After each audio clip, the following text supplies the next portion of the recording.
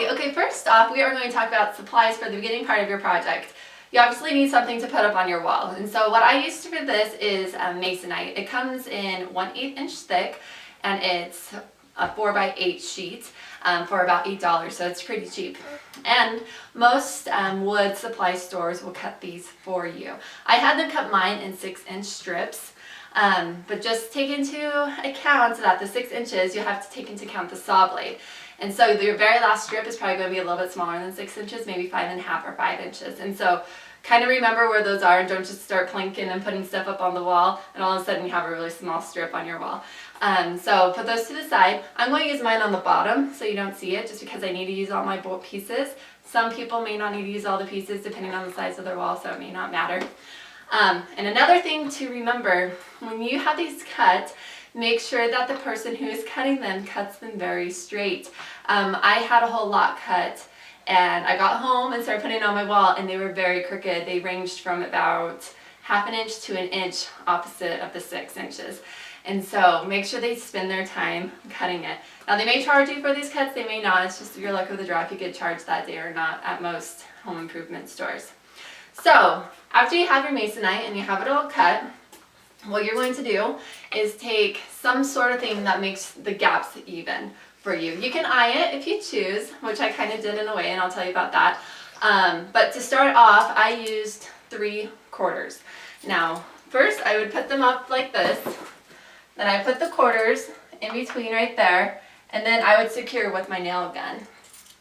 After that, once that's secure, from there, I would take my level, just knowing that all this masonite is not quite 6 inches sometimes. I'm more concerned about the levelness of it than the gaps between them, the uniformity of the gaps, I guess. I'd rather have it level, so by the time you reach the end, your lines aren't going like this way. They're still pretty straight. So after the quarters, then I'll just make sure that it's level, and I'll find the stud in my wall and hit it with the nail gun. And that's one of the first steps that you want to do, is find the studs in your wall with a stud finder. And so go along your whole wall and mark the studs. Mark different places on your wall, up and down, because you're going to eventually cover up the mark with the masonite, so you'll want to have another mark. Okay, next is to put up the planks on your wall. Now, I experimented a lot with putting these up on the wall, trying to figure out what's the best way to do it.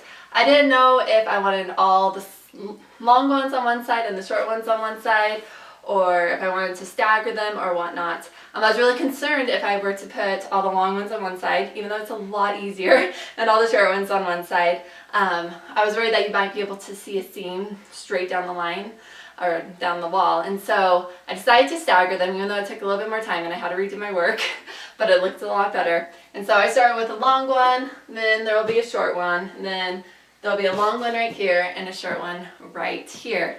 Now, I already explained to you how the best way to put it up is where you start. So when I start, I make sure that I have a mark on this. Obviously, I'm not going to start right here. I start on the very end, but this is just for you guys to see. So I have a mark, I see where my stud is. I'm going to get my quarters and put them right here and make sure that these are kind of equidistant.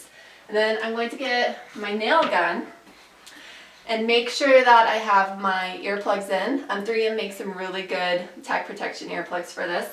And then right where your mark is, that you have your quarters and your stud, you're going to secure it to the wall with the nail gun.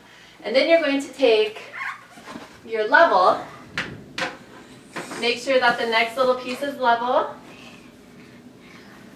find your stud, and then secure right there with the nail gun. Hi, okay, now that you have the planks up on the wall, the next thing is to cover up any holes or seams that you have. I didn't have very many holes on my wall that I've noticed quite yet, and so I'm not going to use this yet. But once I paint, I'm sure I'll find some that I'll want to cover. But for now, I'm going to do the seams. Some people may or may not want to hide the seams. Some people may. I decided that I wanted to hide mine. So the best way to do this is to start off with some sandpaper. I'm using 120 grit, medium coarse grain from 3M. You're going to want to sand the seams a little bit just to get them smooth. You'll notice just from the cuts that you made that they're a little bit more coarse and bumpy, and so this will just make it a little bit more smooth.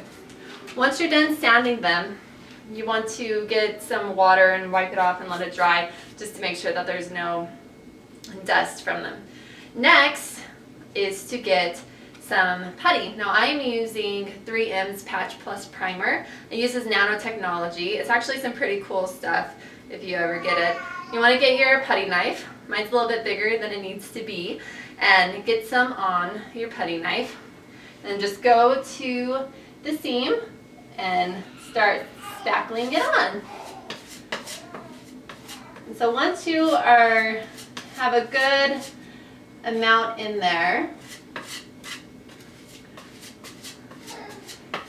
obviously this is going to take a little bit of time to do this. You're going to want to wait 20 minutes for it to dry. Now you shouldn't need another coat. Once it's dry, you're going to take your sandpaper again and sand it down just so it's smooth with the rest of the board, and then paint. Obviously it looks bad now, but once you paint it you won't even be able to tell.